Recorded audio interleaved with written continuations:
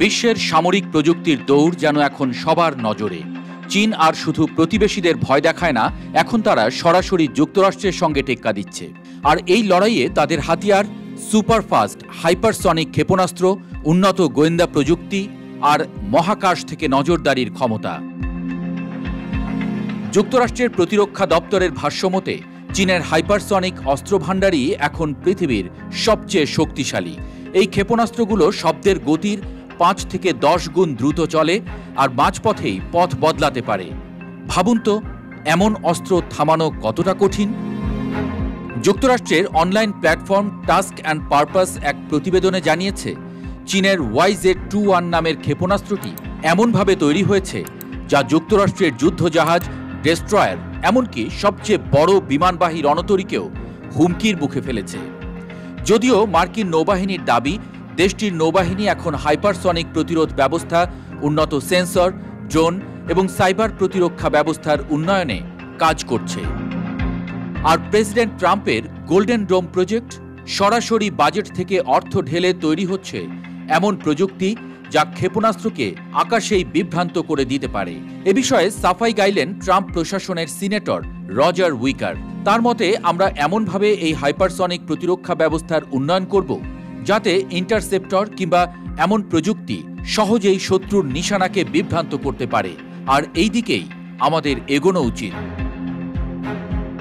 এখন শুধু গবেষণা নয়, সাইবার হ্যাকিং আর গুপ্তচর বৃত্তির মাধ্যমেও মার্কিন প্রযুক্তি হাতিয়ে নিচ্ছে চীন।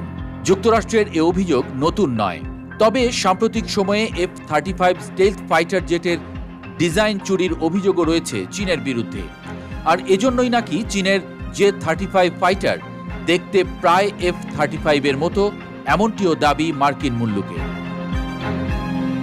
যুক্তরাষ্ট্র ভিত্তিক ম্যাগাজিন ন্যাশনাল ইন্টারেস্ট যুক্তরাষ্ট্রের ইন্দো প্যাসিফিক কমান্ডের প্রধান অ্যাডমিরাল স্যামুয়েল প্যাপারোর বরাতে জানায়, চীন খুব দ্রুত কৃত্রিম বুদ্ধিমত্তা, AI, হাইপারসনিক ও আধুনিক ক্ষেপণাস্ত্র আর মহাকাশ প্রযুক্তি একসাথে ব্যবহার করে তাদের সেনাবাহিনীকে আরও শক্তিশালী করছে। প্যাপারোর দাবি, চীন শুধু সেনাবাহিনী দিয়ে নয়, পুরো রাষ্ট্রীয় শক্তি দিয়ে নিজেদের নিরাপত্তা নিশ্চিত করতে চাইছে। তারা সামরিক চাপ, সাইবার হামলা, মানসিক প্রভাব এবং অর্থনৈতিক কৌশল সব একসঙ্গে ব্যবহার করছে। তাদের কিছু প্রযুক্তি শত্রুদের উপর সরাসরি আঘাত করার জন্য, আর কিছু প্রযুক্তি যুক্তরাষ্ট্র ও তার মিত্রদের ক্ষমতা কমিয়ে দেওয়ার জন্য বানানো হয়েছে। আর তাদের লক্ষ্য, দক্ষিণ চীন সাগর আর তাইওয়ান ঘিরে এমন প্রতিরক্ষা বলয় তৈরি করা যাতে মার্কিন রণতরী চীনের 1 কিলোমিটার কাছেও না যেতে পারে। দুই পরাশক্তির দৌড়ে কেউ থামছে না, কিন্তু যদি এই প্রতিযোগিতা একদিন রণক্ষেত্রে গিয়ে ঠেকে, কে জিতবে তখন?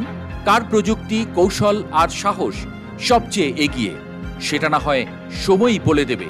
কিন্তু প্রস্তুতি যে এখন থেকেই শুরু হয়ে গেছে, সেটা বুঝতে কিন্তু সমর বিশারদ হওয়ার প্রয়োজন নেই।